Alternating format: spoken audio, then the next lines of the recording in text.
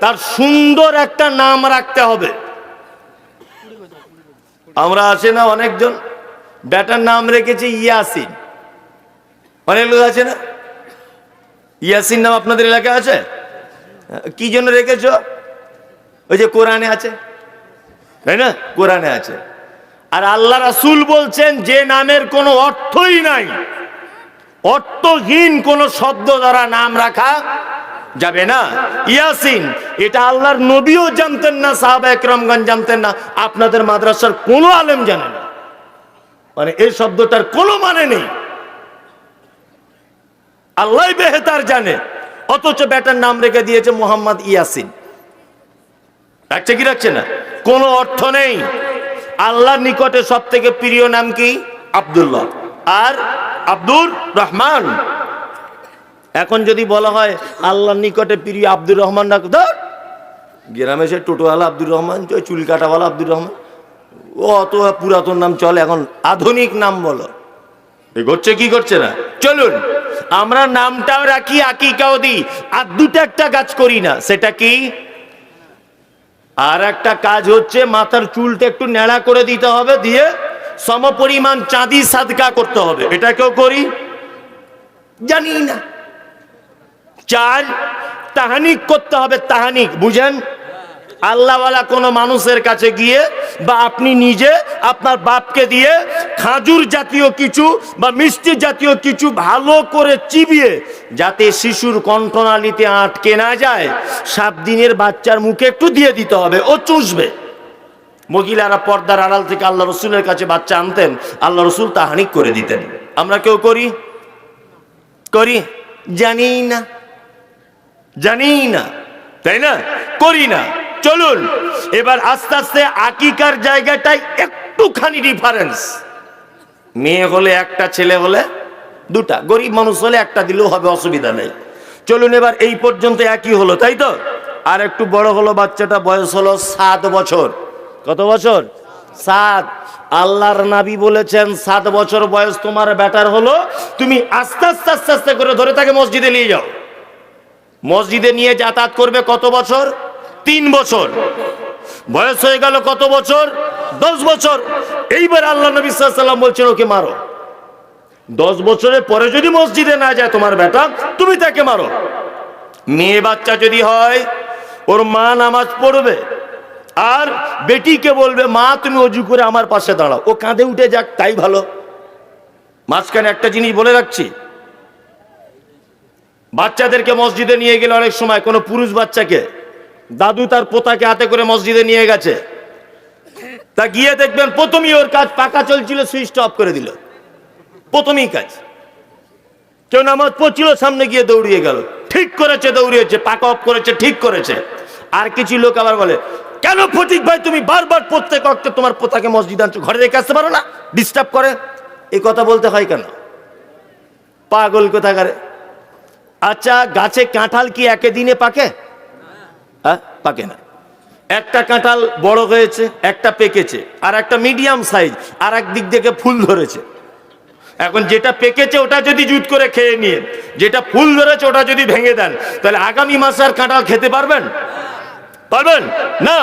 তা ওর পোতাকে নিয়ে যে মসজিদে গেল, ও একটা ছোট্ট ফুল মসজিদের জন্য, আগামী দিনের জন্য ফুল ফুটছে, আপনি ওই ফুলটাকে কেন নষ্ট করছেন? কেন? একদম নয়। ও কাঁধে উঠে যাক, আপনার নামাজ পড়তে পড়তে আপনার পোতা, আপনার বেটা কাঁধে উঠুক, আবার কাঁধ থেকে নামিয়ে আবার দাঁড়ান, ও অভ্যস্ত হোক। চলুন আস্তে আস্তে করে 10 বছর দুজনারই বয়স হলো, নারী আর পুরুষের। এতক্ষণ সব একই ছিল, তাই না? একই ছিল তো। চলুন এইবার ইসলামিক দৃষ্টিকোণে নারীদের আর পুরুষের কিছু কিছু জায়গাতে একটু ডিফারেন্স আছে, একটু মানে অনেকটাই। আমি বলেছি ইসলামে নারীর মর্যাদা কতটা, এটা বলবো। আল্লাহ নবী সাল্লাল্লাহু আলাইহি ওয়াসাল্লাম মসজিদের ভিতরে আছেন, ঘরের ভিতরে আছেন, একজন মহিলা এসেছে, পর্দার আড়াল থেকে হাত বাড়িয়েছেন। তা আল্লাহর নবী জিজ্ঞাসা করছেন আয়াদুকা রাজুলান আও ইমরাতান, এই হাতটা কি মহিলার হাত না এটা পুরুষের হাত?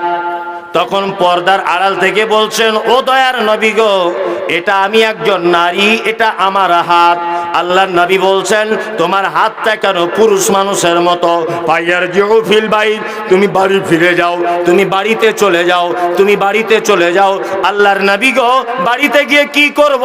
বিশ্ব নবী বললেন, তুমি বাড়িতে যাবার পরে হাতে ভালো করে মেহেন্দি লাগিয়ে দ্বিতীয় দিন যখন আবার আসবে, তোমার মেহেন্দি লাগানো হাতটা আমার সামনে দিবে। তাহলে আমি বুঝতে পেরে যাব পর্দার আড়াল থেকে যে হাতটা বাড়ানো হচ্ছে, এটা নারীর হাত না এটা পুরুষের হাত।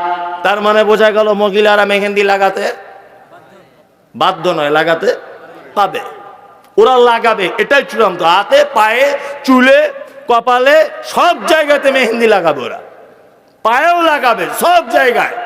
আপনার স্ত্রীকে বলবেন সবসময় মেহেন্দি লাগাতে বলবেন। এইবার আপনাকে একটা কথা বলছি, পুরুষ মানুষ লাগাতে হবে? লাগাচ্ছে এখন? হ্যাঁ লাগাচ্ছে। মানে জামানা পুরো উল্টে গেছে। এখন আমরা স্কুলের সিলেবাসে পড়েছি দুটো লিঙ্গ, একটা নারী আর একটা পুরুষ। তবে স্কুলের সিলেবাসে এই শব্দটা বাদ দিয়ে লিখে দিতে হবে তিনটে লিঙ্গ। যদিও তিনটে বলা হয়, কেন আর একটা লিঙ্গ মাঝখানে থাকে জানেন তো? হ্যাঁ, ওটার নাম বলছি না, ট্রেনে ভিক্ষা টিক্ষা করে। হ্যাঁ, ওরাও একটা আলাদা লিঙ্গ, তবে আলাদা করা হয় না ওদেরকে।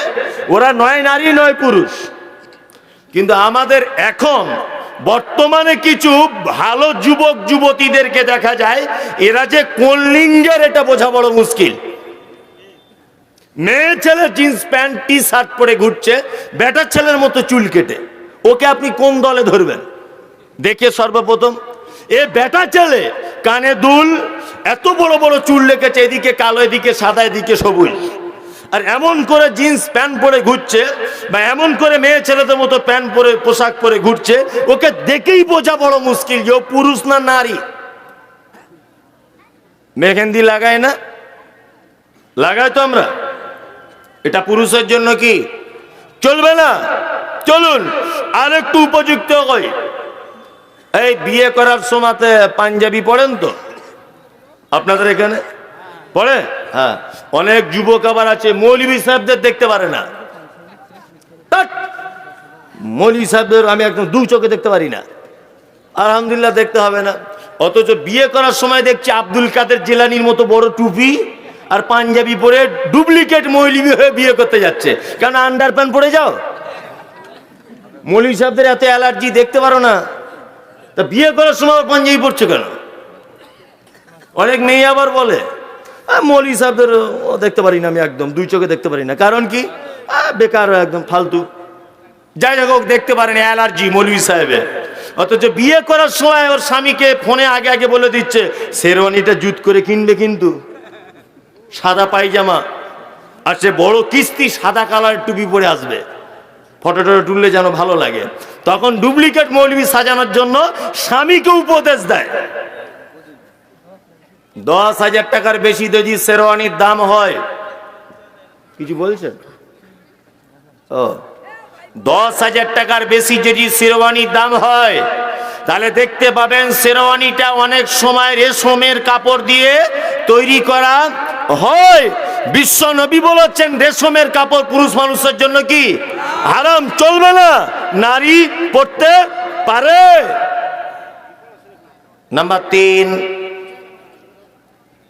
একটা মেয়ে জাকাত দেওয়ার পরে যদি পায়ের নখ থেকে নিয়ে মাথার চুল পর্যন্ত সব জায়গাতে যদি অলংকার ব্যবহার করে, তাহলে কোনো আপত্তি নাই। অলংকার পড়তে পাবে, সোনার পাবে, চাঁদির পাবে, ইমিটেশন পাবে, যত রকমের অলংকার আছে সব ব্যবহার করবে, কোনো আপত্তি নাই। শুধু বছরে বছরে জাকাতটা দিয়ে দিবে, এটাই হলো তার পবিত্রতা।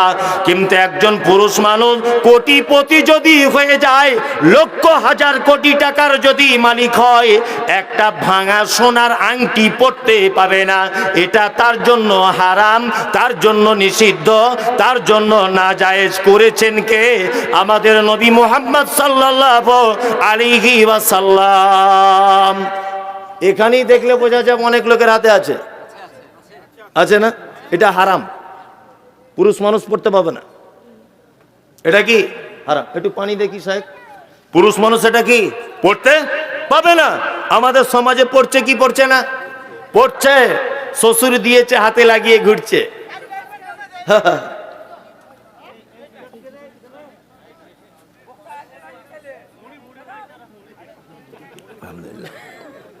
জি, সোনার অলংকার তাহলে কি পুরুষের জন্য হারাম, নারীর জন্য জায়েজ। এইবার আর একটা জায়গাতে আসি, মসজিদে জমাত শেষ, নারী পুরুষের ডিফারেন্স দেখাচ্ছি। মসজিদে জমাত শেষ,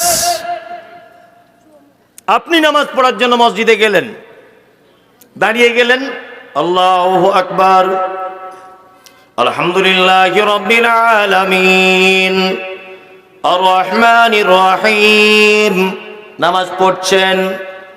আর একটা লোক সেও নামাজ পড়বে বলে মসজিদের ভিতরে ঢুকেছে।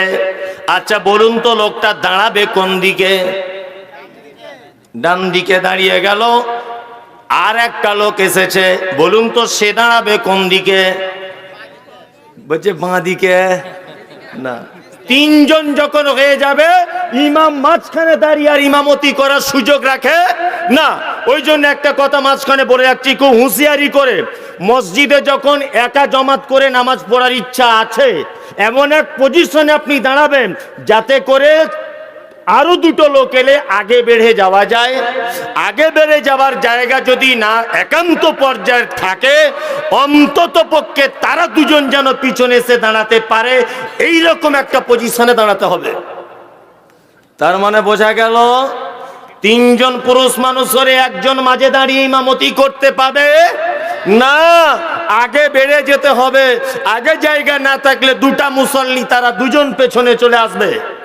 এইবার একটা কথা আপনাকে বলছি, বলুন তো, একটা নারীরা যদি জমাত করে কোথাও যদি নামাজ পড়ে, আপনার বাড়িতে 3 বেটি আছে, এক আপনার বউ আছে, 4 জন, 3 বেটিকে নিয়ে এরা 4 জন জমাত করবে, কি করবে?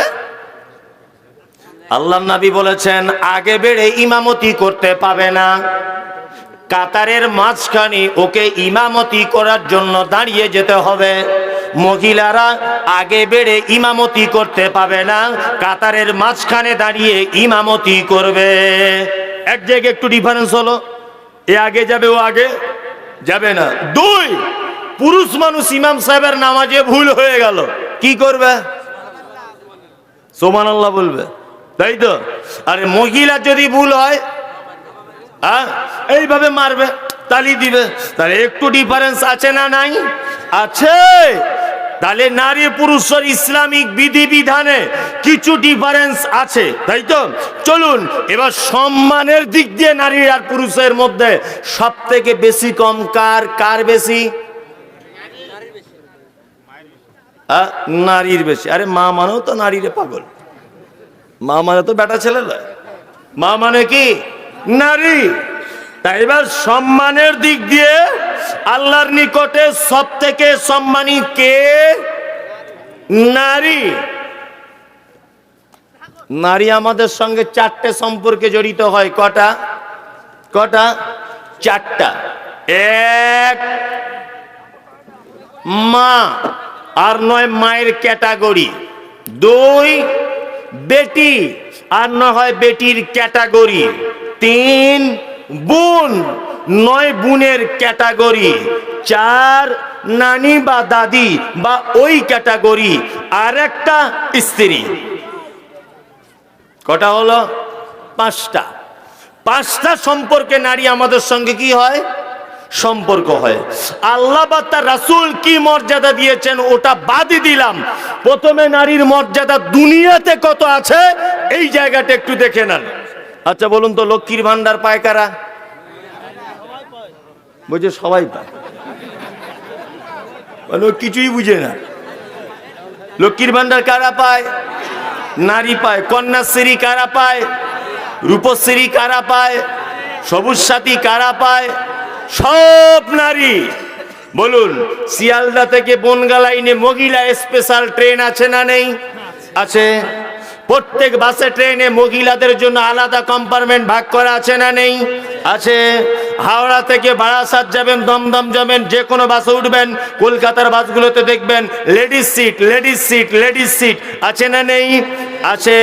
আপনি বিডিও অফিসে লাইন দিলেন, মেয়ের আলাদা লাইন, ছেলেদের আলাদা লাইন, 4 জন করে মেয়ের হবে, 1 জন করে ছেলের হবে। আপনি কোথাও লাইন দিয়ে দাঁড়িয়ে আছেন, ব্যাংকে 20 জন পুরুষ মানুষ, 1 জন মহিলা বোরকা পরে দাঁড়িয়ে আছে, বলুন তো 20 জন মানুষ কি বলবে? খালাকে আগে ছেড়ে দে, বলবে কি বলবে না? তা দুনিয়াতেও সম্মান বেশি কার? নারীর।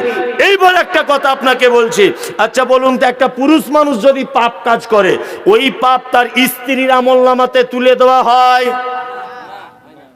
হয়? হয় না। একটা স্বামী মদ পান করে, সে চোর, সে ডাকাত, সে হারামখোর, সে বদমাইশ, সে যত বড় পাপ, সুদখোর, সব সে। আচ্ছা বলুন তো, ওর পাপ ওর স্ত্রীর আমলনামাতে তোলা হবে? হবে না। কিন্তু একটা স্ত্রী যদি বেহায়ার মতো চলে, একটা স্ত্রী যদি বেপর্দার সঙ্গে চলে, একটা স্ত্রী যদি পরপুরুষের সঙ্গে ঘনিষ্ঠতা করে, আপনার বেটি যদি অবৈধ কোনো কাজ করে, আচ্ছা বলুন তো, আপনার স্ত্রীর পাপ আপনার দায়ুসের খাতাতে, অর্থাৎ আপনার আমলনামাতে উঠবে কি উঠবে না? উঠবে। তার মানে এই ক্ষেত্রেও নারীর মর্যাদা অনেক বেশি। আর একটা ক্ষেত্রে বলি, এটা দুনিয়ার পর্ব চলছে, আর আখেরাতেরটা পরে বলছি। আচ্ছা বলুন, আমি সরকারি স্কুলের হেডমাস্টার, আমি মারা গেলাম। আচ্ছা বলুন তো, আমার স্ত্রী টাকা পাবে কি পাবে না? মাসে মাসে পাবে। আমার বউ হেডমাস্টার নিয়ে আর কি, ও মারা গেল, বলুন তো আমি টাকা পাবো কি পাবো না? তার মানে দুনিয়ার সব দিক দিয়ে ওদেরই মর্যাদা বেশি, সব দিক দিয়ে মর্যাদা বেশি। বেশি নয়, বেশি, সব দিক দিয়ে। আল্লাহু আকবার।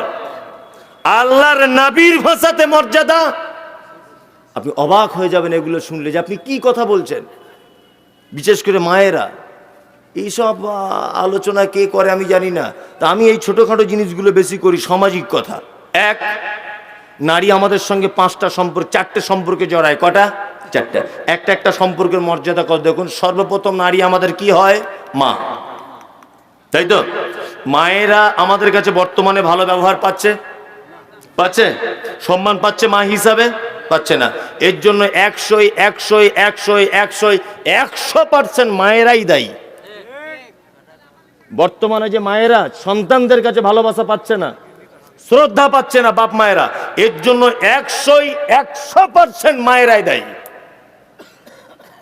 যদি বলছেন আপনি কথাটা একটু উল্টো বলে দিলেন না, আপনি দেখুন, যদি বোঝাতে না পারি, এই কান ধরে বলছি এলাকাতে ঢুকবো না। বুঝিয়ে যদি দিতে পারি, তাহলে আপনার মগজ ধোলাই হয়ে যাবে। এক।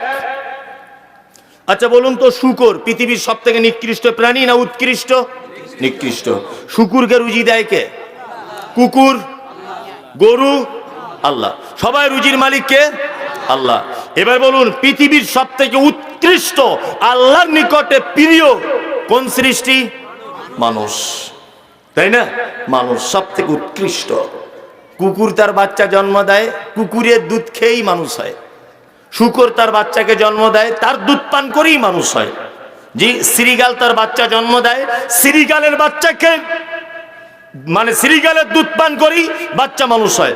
আচ্ছা বলুন তো, মানুষের বাচ্চা জন্ম হলো, 2 মাস পরে মা তার স্বামীকে বলছে, কই গো, ওই হরে কৃষ্ণদের ফার্মিস থেকে একটা মাদার ডেয়ারি দুধ, ল্যাকটোজেন সেরেলাক্স নেন, কিছু একটা আনো দেখি, আমার আর দুধ যেন হচ্ছে না। দুধ এনেছে রেড কাউ, রেড মানে লাল, কাউ মানে গরু, মানে মানুষের বাচ্চা লাল গরুর দুধ খেয়ে বড় হচ্ছে। আচ্ছা বলুন তো, চরিত্র অনেকটা গরুর মতো হবে কি হবে না? হবে কি হবে না? হবে। তার মানে মানুষের বাচ্চা পৃথিবীতে একটা বিরল। আপনি দাঁত বার করে হাসছেন মানে, এ তো অবাক করার কথা বলছি। আপনি চুপচাপ মানে হাসছেন। পৃথিবীতে আশরাফুল মখলুকাত মানুষ। কুকুর তার বাচ্চাকে দুধ পান করিয়ে মানুষ করে, শূকর তার বাচ্চাকে দুধ পান করিয়ে মানুষ করে, আর আশরাফুল মখলুকাত মানুষ তার বাচ্চাকে পশুর দুধ পান করিয়ে মানুষ করে। এর চরিত্রটাও পশুর মতো হবে।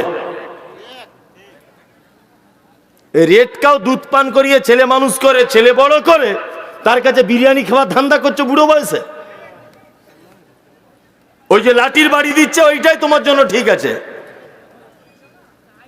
বাপ মাকে আমি অসম্মান করছি না, আল্লাহর কসম।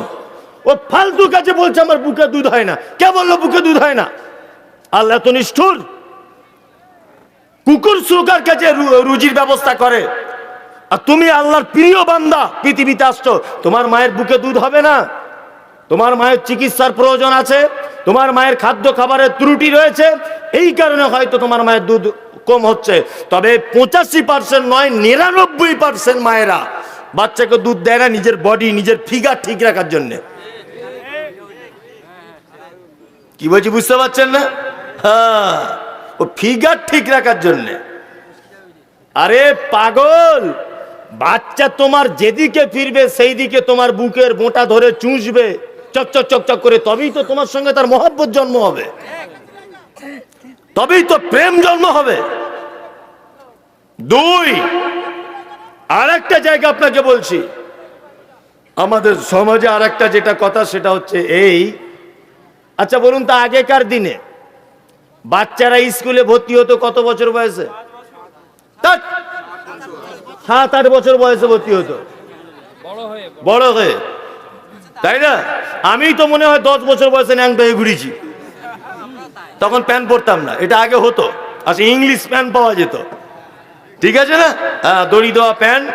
আমরা তখন 7-8 বছর বয়সে ন্যাংটা হয়ে ঘুরেছি, স্কুল যাইনি। আর এখন বাচ্চাটার বয়স 3 বছর, ওর মা গাড়ি করে ইংলিশ মিডিয়ামে পাঠিয়ে দিচ্ছে, আর ও বাড়িতে মোবাইল দেখছে আর চ্যাটিং করছে। আর ও 4 বছরের বাচ্চা, ওকে পাঠিয়ে দিচ্ছে স্কুলে। 4 বছরও কি শিখবে? বলছে পাকাপুক্ত করে শিখতে হবে, ঘোড়ার ডিম। সন্তানের সঙ্গে টাইম দিতে পারছেন না বলে মহব্বত কমে যাচ্ছে। 4 বছর বয়স থেকে ওর মা ওকে স্কুলে পাঠাচ্ছে। বলুন, ও যদি সারাদিন স্কুলে যদি বাচ্চাটা থাকবে, মায়ের সঙ্গে স্পর্শে থাকবে কতক্ষণ? আবার বাড়ি চলে আসছে, প্রাইভেট মাস্টার চলে আসছে। শুন, এখন তবুও ডাল ভাত ছেলেদের কাছে পাচ্ছেন, আমি আর আমার বেটার কাছে পাবো না, শুধু মায়ের। এখন যেমন 3 বেলা চা রুটি ভাত খাচ্ছেন, আজ থেকে 30 বছর আরো আগিয়ে, আমি মুমতাজুল ইসলাম এটা বলে যাচ্ছি, ভবিষ্যৎবাণী নয়, আমি এটা আমার তথ্যমূলক কথা আপনাকে বলছি, আপনাকে মারবেই। এটাই তার কারণ। সন্তানকে সবসময় কাছে কাছে রাখবেন, মায়েদের উচিত সবসময় বুকে জড়িয়ে রাখবেন, তবেই তো তার প্রতি তার মহব্বত হবে। 2, এখনকার বাপ মারা অসম্মানিত হচ্ছে সন্তানদের কাছে, তার 3 নম্বরের কারণ কি?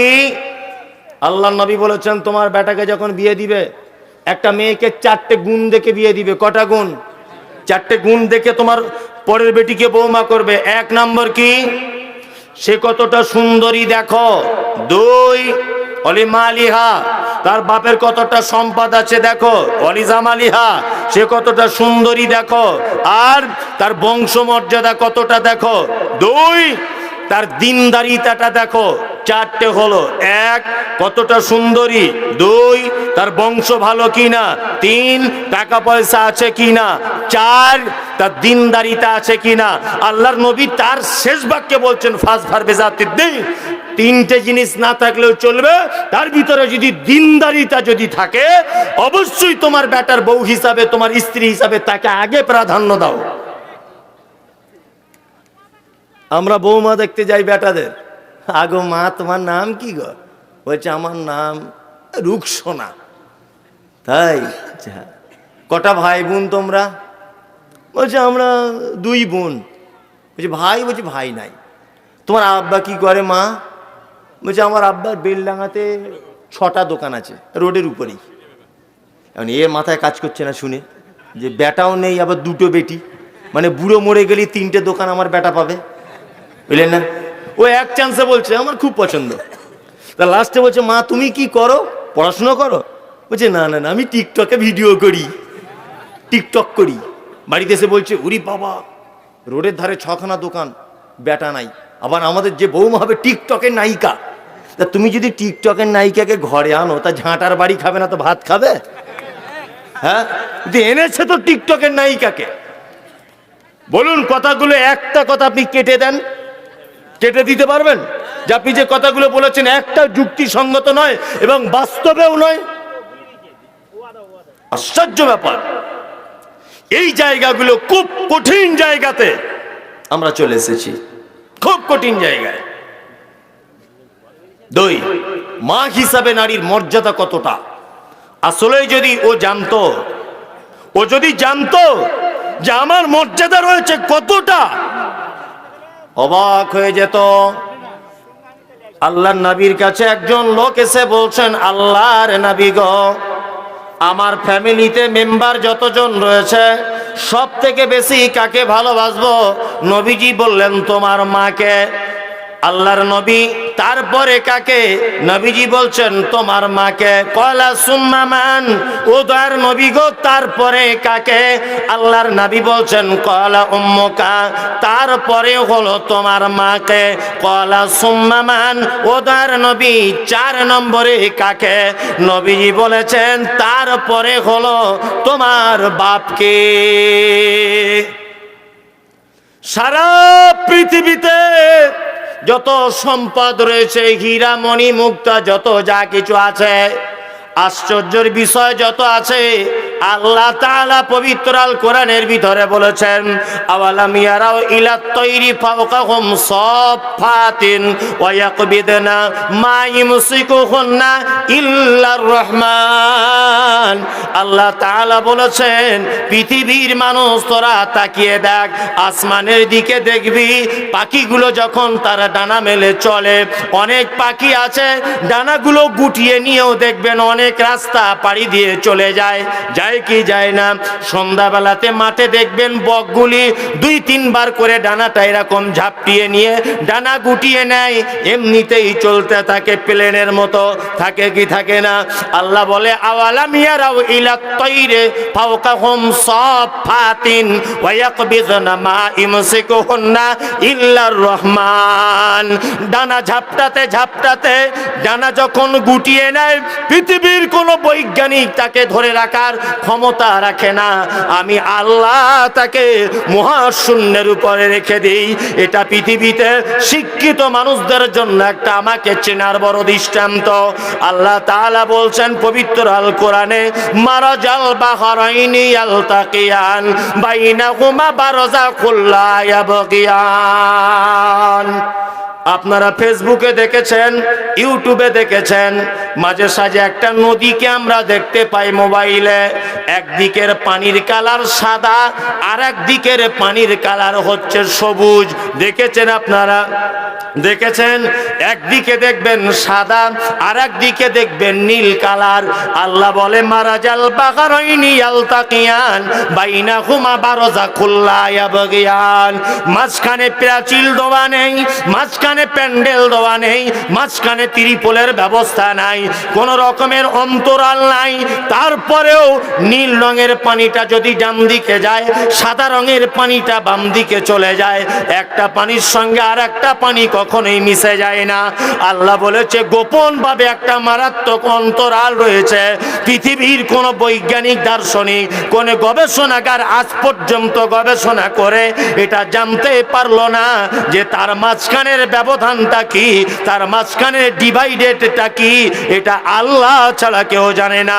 সারা পৃথিবীতে যত সম্পদ রয়েছে, আল্লাহর নবী বলেছেন, আদ-দুনিয়া ওয়া কুল্লুহা মাতাউন খায়রুল মাতাইদ দুনিয়া আল মারাতুস সালিহাত।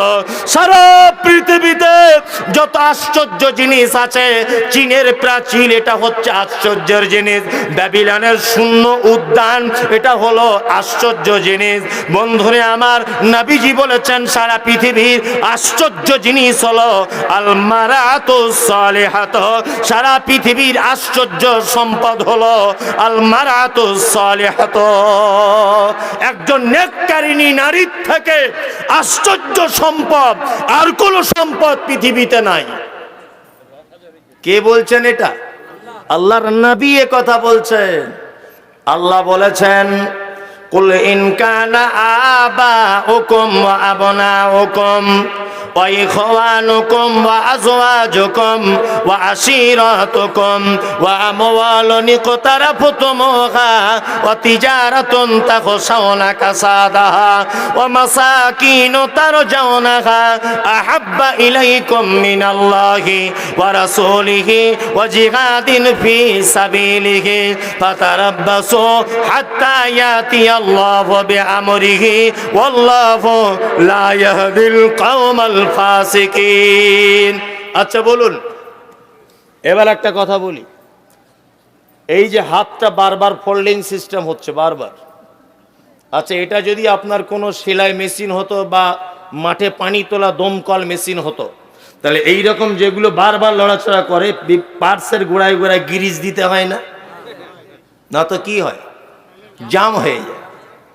সেই ন্যাংটো মায়ের পেট থেকে এসেছেন, মরণের আগের দিন পর্যন্ত দ্বিতীয়বার গিরিজ করা লেগেছে যে একটু গিরিজ করে দিই? আছে নাই? আপনি যে চোখে দেখেন, আচ্ছা বলুন এটা আল্লাহর নিয়ামত নয়? বড় নিয়ামত নয়? আল্লাহু আকবার। যার চোখ নেই তাকে জিজ্ঞেস করবেন। আপনার যে মাথায় চুল আছে এটাও আল্লাহর নিয়ামত। যার টাক আছে অনেক মেয়ে দেখে পছন্দ করে না, ছাদে মাল নাই তো বিয়ে করবে কি করে? ব্যাপার হচ্ছে, অনেকদিন আগে আমি একবার মুম্বাই গেছিলাম, কথাটা মনে পড়ে গেল বলে বলছি। মুম্বাই গেছিলাম, মাদ্রাসার আদায়ে গেছিলাম। এটা আপনার সোশ্যাল মিডিয়া দেখেছেন যে আল্লাহ আমার দ্বারাতে একটা মহিলা মাদ্রাসা চালায়, মাদ্রাসা রুকাইয়া লিল বানাত। আর আমার মাদ্রাসার একজন সহকারী শিক্ষক আছে, আপনাদের গ্রামে আগে মসজিদে ইমামতি করতেন, মনিরুল ইসলাম। কোন পাড়ার ইমাম ছিল আমি জানি না, শীতল পাড়ার ইমাম। ও এই প্রতিষ্ঠানের আবার শিক্ষক, ও এখন আমার মাদ্রাসায় কাজ করে। তা আলহামদুলিল্লাহ, তা যাই হোক, তা মুম্বাই গেছিলাম মাদ্রাসার আদায় করতে। তা একটা বিহারি লোক, আমি তো যদিও আমি পিওর বাঙালি, হিন্দি বলতে গেলে একটু জমানে হবেই, যতই আমি বলতে পারি একটু উল্টোপাল্টা হবে। তা ওই লোকটা আমাকে বলছে যে হুজুর বড় দুঃখের বিষয়। আমি জিজ্ঞেস করছি, বড় সোনার দোকানের মালিক, তা আমাকে বলছে হুজুর আমার জন্য একটা মেয়ে দেখুন তো। আমি যে আপনার এই প্রায় 45 বছর বয়স, এখনো বিয়ে করেননি? তখন মাথার সে ক্যাপ্টেন টুপি না কি বলে, কি বলে ওটা, যাই হোক ওই টুপিটা খুলে বলছে এই যে সাদে মাল নাই আমাকে বলছে। তা আমি তখন বলছি এটার জন্য কি সমস্যা আছে? বলছে না, এত মেয়ে দেখেছি যে ওই টাকাগুলো রেখে দিলে আমার দোকানের দ্বিগুণ হয়ে যেত, এত টাকা খরচা করেছি, কোনো মেয়ে পছন্দ করেনি। তা ভালো, আমাকে বলছে হুজুর একটু ওষুধ আপনার যদি জানা থাকে বলে দেন যাতে চুলটা ওঠে। আমাকে এত প্রেশান, 10,000 টাকা দিয়েছে মাদ্রাসায়। আমি মহা বিপদে পড়েছি, কি ওষুধ দিব? আর বাঙালিদেরকে ওরা ভাবে বাঙালি হুজুর মানে বিশাল জাননেওয়ালা, বিশাল বড় আর কি, বিশাল কিছু ব্যাপার। তা এত বিরক্ত করছে। তা আমি রেল লাইনে ঘুরছি, ঘুরতে ঘুরতে বোম্বাইতেই রেল লাইনে ঘুরতে ঘুরতে ভাবতে ভাবতে দেখছি যে কি করা যায়, লোকটা এতবার বলছে। নিয়ে একটা গাছ ছিল, ওই গাছটা তুলে আমি এমনি চালাকি করে দিয়ে দিলাম। আজ ভালো করে বেটে মাথায় লাগান দিয়েছি। তার পরের দিন আমি প্লেনে করে চলে এসেছি বাড়ি। আর দমদম এয়ারপোর্টে যেই নেমেছি দেখছি ওর ফোন ঢুকছে, হ্যালো, হিন্দিতে বলছে হুজুর মাথায় দেওয়ার পরে এত চুল কাটছে যে আমি থাকতে পারছি না। আমি তখন বিপদে পড়ে গেছি, আমি যত চুল কাবেন তত চুল উঠবে, বুঝলেন না? ও বলছে চুলকে ছিঁড়ে যাচ্ছে, কি হবে ভাই, তো মহা বিপদ, ঘা হয়ে যাবে মাথায়, যত চুল কাবেন তত চুল উঠবে। কি বললাম, বুঝলেন না? কি গাছ দিয়ে দিয়েছে আমি নিজেও চিনি না। আমি ভেবেছি হয়তো একটু চালাকি করে দিই, লোকটা সান্ত্বনা পাবে, এতটুকু। যাই হোক, তাই চুলটা এটা আল্লাহর কি নিয়ামত, তাই তো? আপনি যে মুখে কথা বলেন, অনেক মানুষ বোবা আছে, আল্লাহু আকবার, এর থেকে আপনি ইবরাত হাসিল করেন, এর থেকে আপনি শিক্ষা নেন। আল্লাহর এটা বড় নিয়ামত নয় যে আপনি সবার সঙ্গে কথা বলতে পারেন? জি, আপনি কানে শুনতে পান, এটা আল্লাহর বড় নিয়ামত, নিয়ামত নয়? সারা পৃথিবীতে মানুষের জন্য যত নিয়ামত আল্লাহ দিয়েছে, তার 1 নম্বরের নিয়ামতের কথা আল্লাহ নবীকে দিয়ে বলাচ্ছেন কোরআনের ভিতরে, কুল ইন কানা আবাউকুম, সারা পৃথিবীতে যত নিয়ামত বান্দা তোমার জন্য দেওয়া হলো, তার 1 নম্বরের নিয়ামত হলো আবাউকুম, সন্তানের জন্য তার বাবা মার থেকে বড় নিয়ামত আর কোনো নিয়ামত নাই। কে বলছেন? আল্লাহ বলছেন। বাপ মা কত বড় আপনার সাপোর্টিং, একটা সামান্য উদাহরণ বা গল্পের আকারে একটা কথা বললে আপনার মগজ একটু ঢুকবে। এক গ্রামে একটা গরিব ফ্যামিলি বসবাস করে। এইটা বক্তব্য সব যদি ভুলে যান, এই জায়গাটা ভুলবেন না। এটা গল্প একটুখানি, কিন্তু মারাত্মক বড় একটা জ্ঞান আছে। তা গরিব ফ্যামিলি, তাদের বাড়িতে কল টল নেই। তা রাস্তার ধারে একটা কুয়োতে পানি তুলতে যায়। কুয়ো বুঝেন তো? কুয়ো কি? বিন্দারা, ওই ইন্দারা, ইন্দারা। তা ইন্দারা থেকে পানি তুলছে। তা বালতিটা দিয়েছে, দড়িটা ছেড়ে দিয়ে বালতিটা তুলতে গেছে, বালতিটা কেটে গেছে। তা ওই মেয়েটা, গরিবের মেয়ে, বাড়িতে এসে তার মাকে বলছে, মা গো, বালতিটা দিলাম কুয়োর ভিতরে, বালতি কেটে গেল। ওর মা তখন বলছে, চল আমি গিয়ে দেখি। ওর মা দড়ি করে আবার একটা নতুন বালতি লাগালো, দড়িটা টানছে, দেখছে বালতি কেটে গেল। ওর মা আর মেয়ে দুজনাই অবাক হয়ে গ্রামের মোড়লের কাছে গেল। গিয়ে বলছে, মোড়ল সাহেব, এ কুয়োর ভিতরে বালতি দুটো দুটো দিলাম, দুটোই কেটে গেল, কারণ কি? মোড়ল তখন বলছে, বিয়াদব কোথাকার, আজে বাজে কথা, চল দেখি আমি যাব। মোড়ল একটা বাড়ি থেকে বালতি এনে দড়ি ধরে ছেড়ে দিয়েছে। মোড়ল টেনে দেখছে মোড়লের বালতিও কেটে গেছে। 4-5 জন এসে দিয়েছে, 4-5 জনের কেটে গেল। তখন মোড়ল ভাবছে যে নিশ্চয় কোনো ব্যাপার আছে, বালতি কেটে যাচ্ছে কেন? নে মোড়ল একটা ওজার, রোজা না কি বলে, হাত চার দেখায়, ওঝা, ওঝা কবির, মানে আমি শব্দটা জানি কিন্তু ভয়ে বলছি না, যে আপনাদের দিকে যদি অন্য বলে লোক হাসবে। মানে এক দেশের বুলি আর এক দেশের গালি। বাংলাদেশে প্রোগ্রাম করতে যাচ্ছি প্রথম নতুন জীবনে, তখন পাসপোর্টে নয়, এমনি বিলাকে। তা নদীটা পার হয়ে ফোন করছি, সোনাই নদী, হ্যালো ভাই, এবারে আমি কিসে যাব? আমি তো পৌঁছে গেছি। বলছে, হুজুর আপনি দাঁড়ান, হেলিকপ্টার যাচ্ছে। আমি ভাবছি তাহলে আলহামদুলিল্লাহ, খুব ভালো। আমার বউকে সাথে সাথে ফোন লাগিয়েছি, দেখো আমার নসিব কত, বয়স কম হতে পারে, আমি হেলিকপ্টারে করে আজকে জলসা করতে যাব। আর বউ তখন বলছে, তোমার কপাল ভালো, চাপো। ও বলছে, আমি কি করলাম, পুরাতন জামা কাপড় খুলে বড় জুব্বা টুব্বা পরে চশমা টশমা লাগিয়ে রেডি হয়ে আছি হেলিকপ্টারে। আর মনে মনে ভাবছি, হেলিকপ্টার আসলে তো আওয়াজ হবে, তো কি আওয়াজ হচ্ছে না। আবার ভাবছি হেলিকপ্টার নামতে গেলেও তার একটা বড় মাঠের প্রয়োজন, সেই মাঠও নেই, মনে মনে ভাবছি। তখন অত বুদ্ধি নেই, নতুন নতুন বক্তব্য দিতে শিখেছি, আজ থেকে 10-12 বছর আগের কথা বলছি। এখন বারবার ছেলেটাকে ফোন করছে, আরে ভাই হেলিকপ্টার কই, আওয়াজও পাচ্ছি না। বলছে, ভাই দাঁড়ান, যাচ্ছে। তখন দেখছি একটা লোক এসছে সাইকেল নিয়ে, পিছনে দেখছি দুটো কাঠ বাঁধা আছে এরকম, আর একটা কাঠ এইরকম। আমার কাছে, হুজুর বসুন। আচ্ছা, আস্তাগফিরুল্লাহ, হেলিকপ্টারে কি ব্যাপার? বলছে, এইটাই তো বাংলাদেশের নাম, হেলিকপ্টার। আচ্ছা, আস্তাগফিরুল্লাহ, আগে যদি জানতাম তো এই জামা পাল্টাতাম আমি। কি সর্বনাশ করলে ভাই তুমি আমার। আগেকার দিনে বাংলাদেশে এই সিস্টেমের চালু ছিল, যারা কুটুম টুটুম আছে জিজ্ঞাসা করবেন, সাইকেলে মোটর সাইকেলে প্যাসেঞ্জার বইতো, আর এদের নামই ছিল হেলিকপ্টার। তো এক দেশের বলি আর এক দেশের গালি। তা মোড়ল গেছে ওঝার না কি বলছে, ওঝার কাছে। ওঝার কাছে যাওয়ার পরে, ওঝারা তো বেশিরভাগ দেখবেন চিটিংবাজ হয়, মারাত্মক চিটিংবাজ। মানে এরা যে কত বড় চিটিংবাজ, আপনি অবাক হয়ে যাবেন। যত এমন জায়গাতে আপনাকে আঘাত করবে যে আপনাকে ফের ওর কাছে আসতে হবে। তার ওঝার কাছে